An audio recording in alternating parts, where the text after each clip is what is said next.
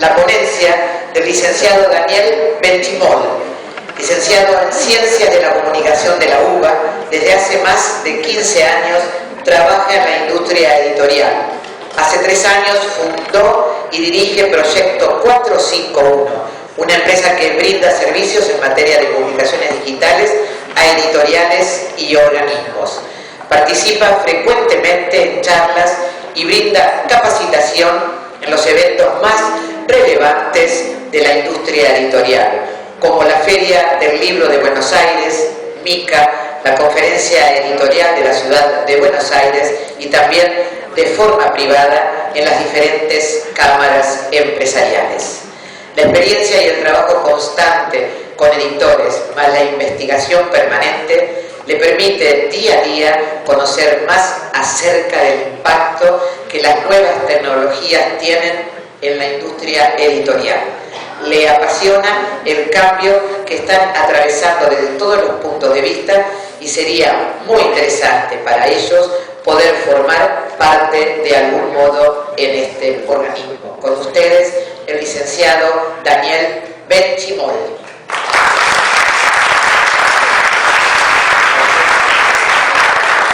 Muchas gracias. Bueno, para mí es un gran placer estar aquí. Agradezco mucho a los organizadores haberme convocado, invitado. Aprovecho también a agradecer el enorme labor que hacen como correctores. Yo no soy corrector, soy licenciado en comunicación y he desarrollado mucho el labor de editor y de coordinar trabajos con correctores y sé lo que padecen de alguna forma.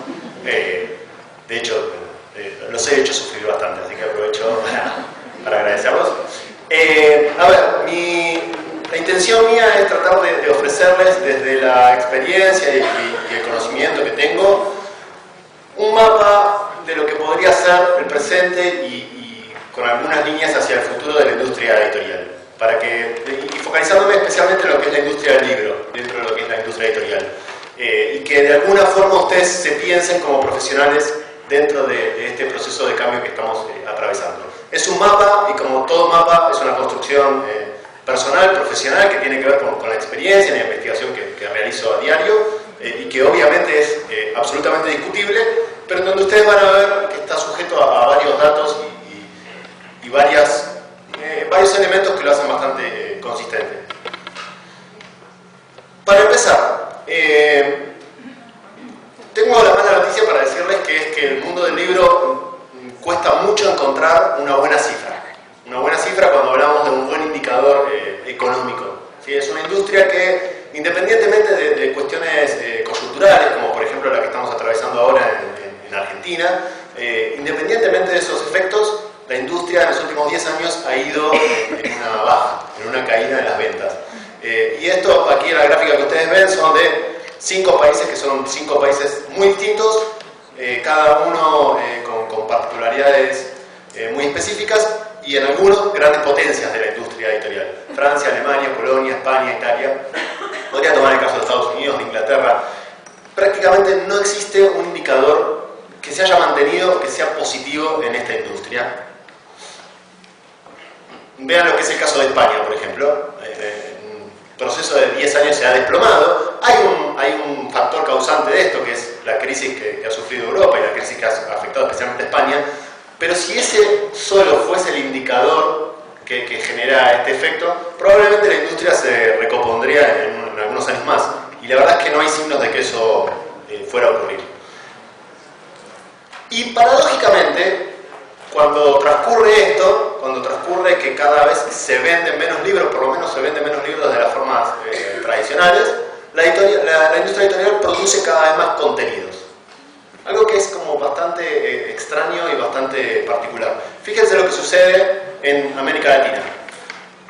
Hace 10 años en América Latina se registraban cerca de 100.000 libros, 100.000 novedades por año. Hoy, a estas alturas, se registran casi 200.000 novedades por año. O sea, duplicamos la cantidad de títulos nuevos que se realizan en América Latina en un proceso de 10 años, en un mercado en el que supuestamente se está achicando o reduciendo.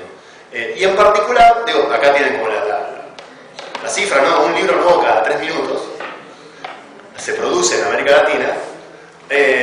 Y en particular tenemos el fenómeno de la autopublicación sobre el cual voy a volver un poquito después. Fíjense España. España, a pesar de también estar atravesando una crisis y a pesar de apenas estar sosteniendo ventas de años anteriores, produce a razón de 7, 8 o 10% más libros año tras año. Digo, novedades, no estoy hablando todavía de cantidad de ejemplares, sino de títulos nuevos que se producen. Este es el volumen de títulos vivos que hay en el catálogo en España. Increyendo, y hasta el año pasado 650.000 novedades que existen y que están en circulación.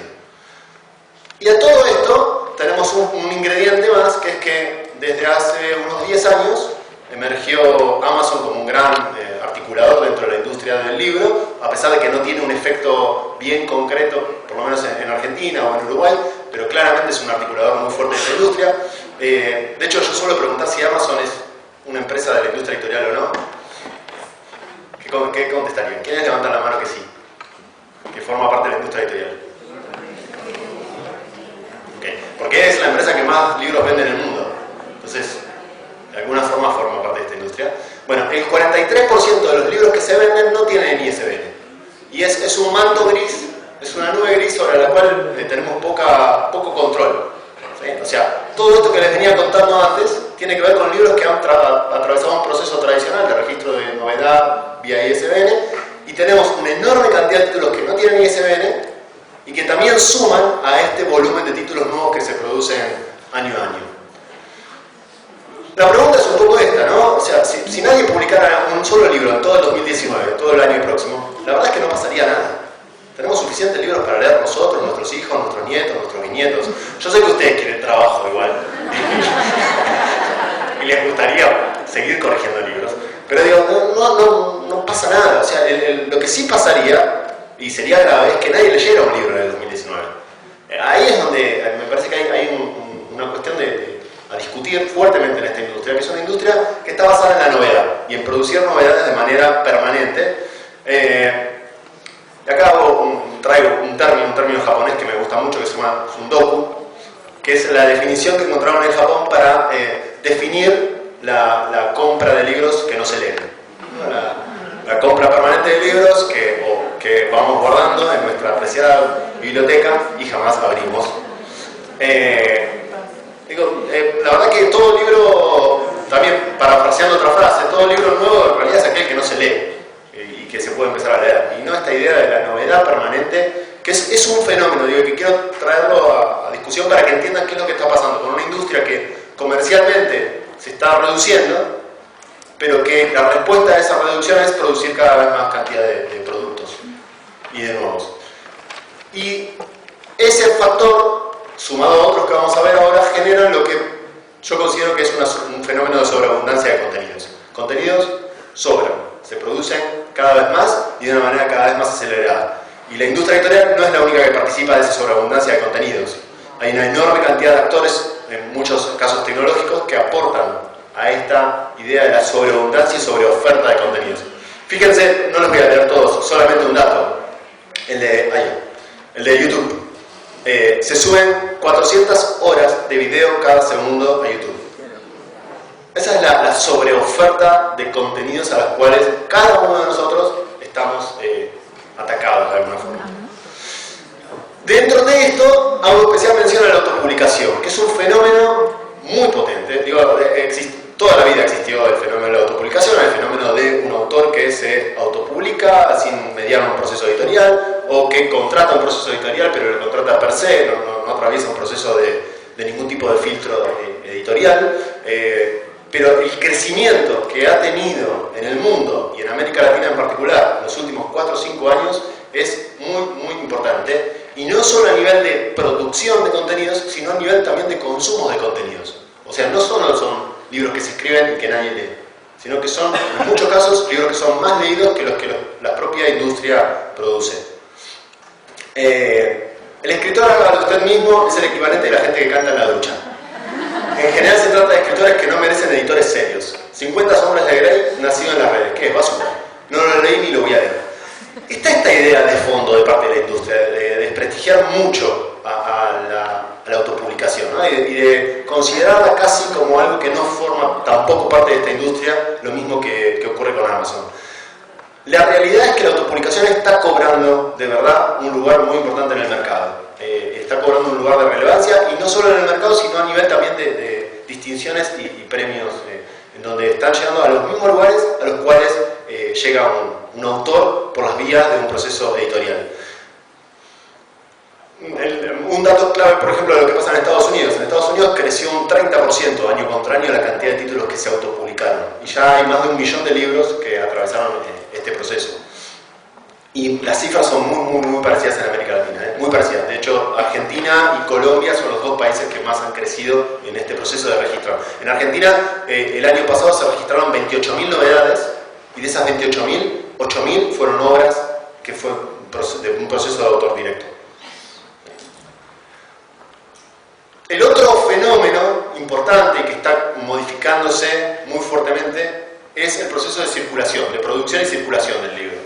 ¿Sí? Acá traigo un dato que también son de esos datos que a mí por lo menos me fastidian bastante, que es que traigo el dato de España porque es el dato más preciso. En América Latina ocurre lo mismo, pero no tenemos a veces la misma precisión con la información que lo que sucede en los países europeos o norteamericanos.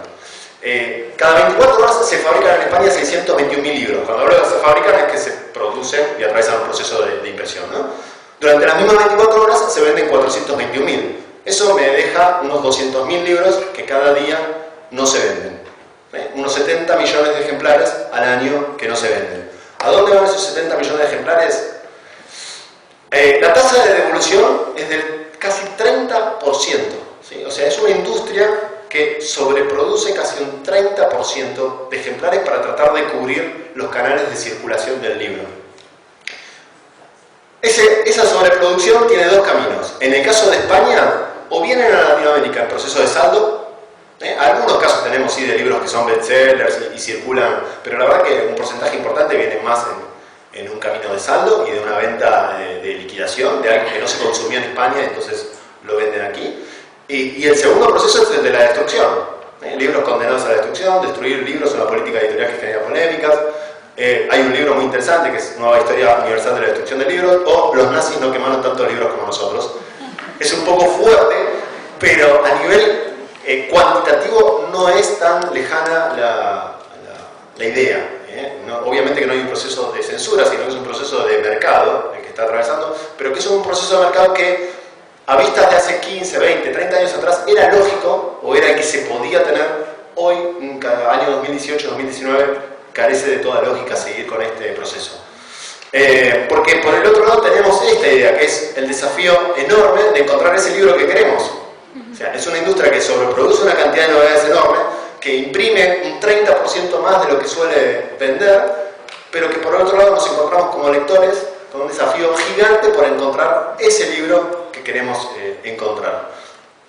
Yo suelo decir, bueno, ahora después voy a volver con esta idea un poco, ¿no? Pero a veces estamos como industria muy preocupados por la generación millennial, que parece como la generación que mueve un poco las formas de consumo culturales, y la verdad es que yo me preocuparía más por las siguientes generaciones. Yo tengo un nene de 5 años, casi 6, que pobre lo pongo de ejemplo siempre, pero que para mí es la generación Netflix. Es la generación Netflix que sabe que puede consumir cuando quiera, donde quiera, lo que quiera, y que cuando él tenga 15 o 20 años y sea consumidor de libros y vaya a una librería, si es que aún sigue ese circuito de esa manera, y le pida un libro a un librero y el librero le diga no, está agotado ese libro, yo creo que se va a implotar ahí mismo. Porque no concibe la idea de que algo no pueda acceder a ese contenido. No, es una idea que no hay forma de que la conciba. Y está bien que eso suceda así. O sea, que un libro, que alguna persona quiera un contenido, esté dispuesta a pagar por ese contenido y no pueda acceder a ese contenido por una lógica de mercado, hay algo que no está funcionando bien. Dentro de lo que es este fenómeno de circulación del libro, algo que para mí es un enorme desafío y un enorme pendiente que tenemos, sobre todo en la región, en América Latina, es empezar a equilibrar la balanza. España le vende al resto del mundo y genera ingresos como a raíz de sus libros, generamos casi 600 millones de euros en exportación de libros, de los cuales el 20% son Argentina y México los compradores de esos libros, ¿sí? Un 20% de lo que se compra, que se produce en España, se compra en México y en Argentina. Pero cuando vemos el circuito al revés, España apenas compra el 1% de los libros que se escriben en Argentina y en México. Y eso no responde a un desinterés de España por los títulos de Argentina o los títulos de México. Responde a lógicas de mercado y a lógicas de circulación de libros que tienen que modificarse. Para que un libro argentino llegue a Colombia, es un libro que primero tiene que haber sido exitoso en Argentina, luego en España y luego recién llega a Colombia. No puede seguir sucediendo eso. Eran lógicas que, de nuevo, insisto, eran las que podíamos tener hace 15, 20 años atrás. Hoy ya no tienen ningún sentido. Hoy tenemos, por ejemplo, dos grandes tecnologías, una el libro digital y otra la impresión digital por demanda, que rompen y desafían por completo esto. No me refiero solo al libro digital, sino también a la posibilidad de imprimir un libro en cualquier parte del mundo sin necesidad de que ese libro viaje en un barco. O el fenómeno, este para mí es un caso muy lindo para que lo vean en algún momento, si no lo conocen, que es el de la Biblioteca Digital en Chile. La Biblioteca Digital de Santiago de Chile, que desarrolló su sistema de bibliotecas públicas en forma digital y que es un enorme ejemplo de lo que puede hacerse desde una lógica con nuevas tecnologías. Hoy tienen arriba de 55.000 usuarios activos mensuales que leen y consumen libros desde cualquier pantalla, desde cualquier celular y acceden a todos los títulos que están en el mercado y todos los títulos que hay para atrás. Con un modelo sumamente interesante porque no pagan nada, el que paga es la biblioteca, como hace cuando compra libros para su institución. Tenemos que entender esto, que la forma en la cual consumimos contenidos cambió de manera radicalmente. Y que aparece el fenómeno, por poner dos ejemplos, Spotify y Netflix, de consumo a demanda, al instante, multidispositivo. Fíjense, este para mí es un dato que es una encuesta que se hizo en Argentina el año pasado y que se ha replicado en varios países y con números muy similares. Es una encuesta de consumos culturales, en la cual se les pregunta a los ciudadanos argentinos, a una muestra de ciudadanos, ¿por qué no leen libros? La primera razón, casi la mitad, no les interesa. Ese es el primer motivo. El segundo motivo es la falta de tiempo. La falta de tiempo, que es una cuestión bastante discutible, porque las 24 horas son las mismas desde que la humanidad es humanidad, pero claramente tenemos una competencia por el mismo tiempo de otros tipos de contenidos que están desafiando al libro, ¿no? Recién en un tercer escalón y muy lejos aparece la cuestión económica. Aparece la idea de que los libros son caros, de que no tengo plata para comprar libros, o la idea de que voy a una librería y no encuentro el libro. Es recién un tercer, cuarto escalón. Lo más importante y donde más tenemos que trabajar es en generar interés y valor por la lectura y en que ese valor también signifique que sea más valioso leer libros que ver una serie en Netflix. Competimos en definitiva por el tiempo, ¿sí? Acá, solamente como a modo de cierre, les voy a traer una idea que tiene que ver también con la mutación que está atravesando la industria y que es la de la diversificación de los formatos, ¿sí? Y acá es donde también creo que ustedes tienen una oportunidad laboral más que interesante para estar abiertos. La diversificación de formatos tiene que ver con que una editorial empieza a entenderse, por suerte, año 2018, no sucedía antes, pero yo estoy empezando a ver que esto sí empieza a suceder hoy, empieza a entender que su producto final no necesariamente tiene que ser papel con tinta impresa. Puede producir en múltiples formatos, historias, contenidos y de múltiples maneras para mercados que son cada vez más reducidos. Y es donde aparece el fenómeno del audiolibro. El audiolibro es un fenómeno sobre el cual ustedes van a escuchar, valga la redundancia, mucho durante los próximos años. Es un fenómeno, les decía al inicio, casi nada está creciendo como negocio en la industria editorial. Bueno, el audiolibro sí, hace 4 o 5 años que está creciendo como negocio muy potente. Para quienes no han tenido la posibilidad de experimentar algo con el mundo de los audiolibros, los invito a que, por ejemplo, conozcan esta plataforma que es Storytel, que es una plataforma de Suecia, que está haciendo mucho hincapié en lengua española. Ya hace un año que funciona en España, este año se va a lanzar oficialmente en México y en Brasil, el año que viene veremos en otros países más de América Latina. Y ustedes dirán, ¿y en dónde está el corrector acá? Bueno, aunque no lo crean, hay trabajo de corrección acá. y hay un trabajo muy valioso y muy interesante de corrección acá. El proceso de producir un audiolibro de manera profesional es un proceso en el cual intervienen editores, correctores, autores y hacen esto que, por ejemplo, les dejo aquí una captura, que es una planilla de corrección en donde se escuchan los textos y se vuelven a corregir y se vuelven a revisar, y hay un proceso sumamente interesante cuando se hacen de manera profesional y se hacen para comercializar bajo estas plataformas. Obviamente también se producen audiolibros de manera casera. Pero digo, hay que empezar a estar preparados a que esta industria en particular va a necesitar profesionales que sepan no solo trabajar con la palabra en un formato escrito, sino con la palabra en múltiples formas, porque es lo que va a empezar a demandar, por esta diversidad de formatos que va a empezar a producir cada vez más. Un poco la idea era tratar de darles los elementos que entiendo yo, los principales elementos, cada uno de estos da para profundizar mucho, pero los principales elementos que hoy componen a la industria editorial y que nos ayudan a pensar cómo puede llegar a ser en los próximos años. ¿Sí? Esta idea de que se están sobreproduciendo una enorme cantidad de contenidos, mucho más que los que damos abasto para consumir, que la competencia no solo está dada por los mismos productos editoriales, sino por otros tipos de consumos culturales, que esto provoca necesariamente lo que es una deflación de los precios, o sea que los contenidos sean prácticamente gratuitos, que aparezca una diversificación de formatos y empecemos a innovar con formatos como el audiolibro y otros que van a ir apareciendo, que los segmentos sean cada vez más chiquitos, más hipersegmentados, que aparezcan actores tecnológicos necesariamente y los tengamos que considerar como parte de esta industria, porque marcan las reglas del juego, y que estemos atravesando también, esto es algo sobre lo que no profundicé, pero está de más sabido, estemos atravesando también una concentración empresarial de escalas importantes, que tiene que ver con una reducción del mercado, es una respuesta a esta reducción del mercado, a cómo especialmente los grandes grupos editoriales van adquiriendo cada vez más editoriales pequeñas o medianas y van concentrándose, ¿no? Nada más, muchas gracias.